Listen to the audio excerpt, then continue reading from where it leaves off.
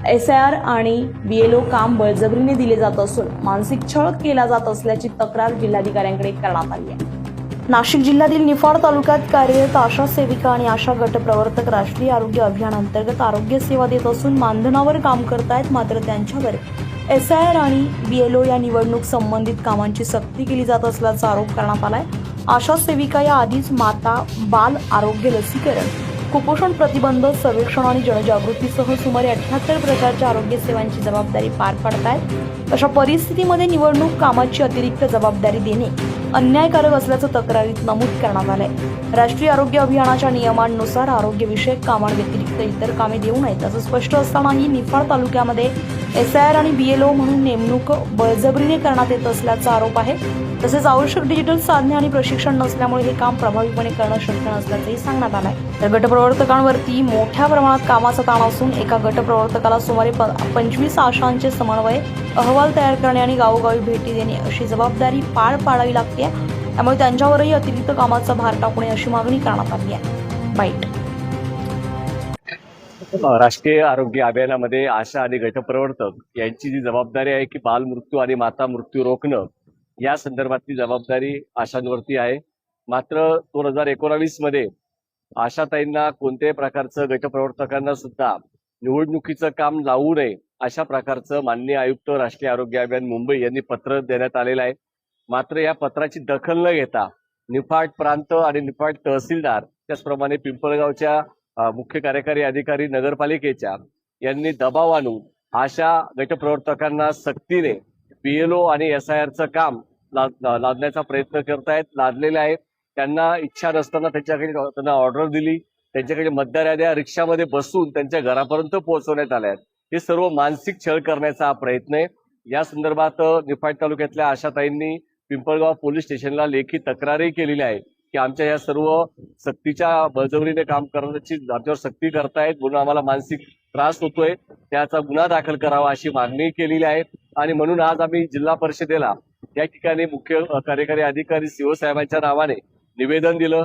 DHO साहेबांची आज चर्चा केलेली आहे आणि या पत्रामध्ये आम्ही म्हटलेलं आहे की माननीय आयुक्तांच्या पत्राप्रमाणे आशा आणि गटप्रवर्तकांना कोणत्याही प्रकारचं काम सक्तीने निवडणुकीचं लावू नये। SIR आणि BLOची जी ऑर्डर दिलेली आहे ती त्वरित रद्द करावी व आशांना न्याय द्यावा, अन्यथा आम्ही या पुढच्या काळात हे काम करणार नाहीच आहोत आणि तीव्र आंदोलन सुद्धा महाराष्ट्रभर सुद्धा करण्याची गरज पडली तर आयटक संघटनेच्या वतीने आशा गटप्रवर्तक संघटना करेल असा इशारा आज आम्ही या निवेदनाद्वारे दिलेला आहे। तर याबाबत प्रांत अधिकारी मंगळूर साहेब, तहसीलदार विशाल नाईकवाडे आणि तालुका आरोग्य अधिकारी डॉक्टर सुजित कोशेर यांना निवेदन देण्यात आलंय। मात्र तरीही पिंपळगाव बसवंत येथील तलाठी, तहसीलदार निफाड आणि तालुका आरोग्य अधिकारी निफाड यांच्याकडून दबाव टाकून हे काम करण्याची सक्ती केली जात असल्याचा आरोप करण्यात आलाय। या तणावामुळे आशा गटप्रवर्तक मानसिक तणावाखाली असून एक आशा सेविका रुग्णालयात दाखल असल्याची माहिती देण्यात आली आहे। 27 जून रोजी पिंपळगाव बसवंत येथे SIR किट आणि मतदार याद्या बळजबरीने देण्यात आल्याचा आरोपही करण्यात आलाय। माझे नाव प्रीती नाईक, मी निफाड तालुक्यातून पिंपळगाव बसवंत PSC मध्ये काम करते आशा गटप्रवर्तक म्हणून। आम्ही सर्व आज इथे आशा व आशा गटप्रवर्तक पूर्ण तालुक्यातून जमलेलो आहोत। आम्ही जिल्हा परिषद नाशिक येथे DHO सरांना निवेदन देण्यासाठी आलो होतो की आम्हाला जे BLOचं कामाची सक्ती केली जात आहे, SIR प्रोग्राम मध्ये सर्व घरोघर जाऊन मॅपिंग करणे किंवा त्यांचे फॉर्म भरणे, नंतर स्कॅन करणे, या अतिरिक्त काम आम्हाला आरोग्य व्यतिरिक्त लादले जात आहे आणि हे काम आम्हाला करायचे नाही। आमचे प्रमुख काम आहे जे आशा आहे माता व बालमृत्यू कमी करणे, रोखणे, हे आमचं प्रमुख काम आहे। त्याचबरोबर आम्ही 78 हेडवरही काम करतो। अनेक आजारांवर किंवा अनेक विषयांवर काम करत असताना आम्हाला 24 तास सेवा द्यायची असते। डिलेव्हरी असो, माताचं लसीकरण असो, बालकाचं लसीकरण असो, जन्मापासून ते मृत्यूपर्यंत सर्व रेकॉर्ड आमच्याकडे असते आणि 24 तास आमच्या आशाताई कामावर हजर असतात आणि त्यामुळे हे काम अतिरिक्त काम आम्हाला झेपत नाही आणि आम्हाला हे करायचं नाहीये। आमचे राजीनामे देखील तहसीलदार स्वीकारत नाही, वारंवार राजीनामे देऊन देखील आमचे राजीनामे आजपर्यंत स्वीकारले नाही। मला या कामाचा अतिरिक्त कारण आलेला आहे। या कारणामुळे आमच्या 2 आशा सेविका आता सध्या दवाखान्यामध्ये ऍडमिट आहे आणि बऱ्याच आशांची प्रकृती आता नाजूक आहे।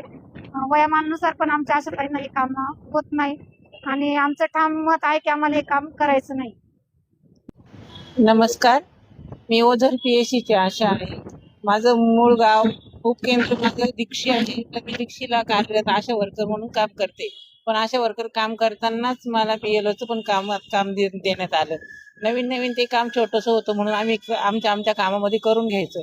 पण आता जे काम देण्यात आलंय 7 एप्रिल पासून तर आतापर्यंत इतकं स्ट्रेसफुल आहे का आम्ही ते करूच शकत नाही. कारण आम्ही आमच्या कामाशी इमानदारीत काम करायचं की हे काम करायचं आम्हाला सुचत नाही. त्याच्यामध्ये याचा ट्रेस येऊन मी 3 जूनला अक्षरशः मला ट्रेसचा अटॅक आला आणि मी मॅग्नमला 6 दिवस ऍडमिट होते. माझी अँजिओप्लास्टी आणि अँजिओग्राफी सुद्धा झाली. सर तर आम्हाला हे काम नकोय. त्यासाठी आज आम्ही इथं जिल्हा परिषदला आलोय. आमचे सर आयटकचे संघटनेचे आमचे सर जे आहेत श्री राजेश देसले सर, या सरांना आम्ही ही विनंती केली का सर तुम्ही आमच्या सोबत यावं. आणि आमच्या सरांनी आमच्याकडे लक्ष दिलंय. आता आम्ही इथं आलोय. आम्ही फक्त आणि फक्त या कामाच्या विरोधातच यासाठी इथं आलोय का हे काम देश करा. मालेगाव मनपामध्ये आशा सेविकांना निवडणूक कामातून मुक्त करण्यात आलेल्या धर्तीवर निफाड तालुक्यातील आशा गट प्रवर्तकांनाही SIR आणि BLO कामातून मुक्त करावं अशी मागणी करण्यात आली आहे. बाईट. आशा सेविका आणि गटप्रवर्तकांच्या या गंभीर तक्रारीनंतर प्रशासन आता काय भूमिका घेते आणि या सक्तीला आळा बसतो का हे पाहणं महत्त्वाचं ठरणार आहे. संजय परमार, नाशिक न्यूज, नाशिक. ताज्या बातम्यांसाठी नाशिक न्यूजच्या YouTube चॅनलला सबस्क्राईब करा आणि बेल आयकॉनला प्रेस करा.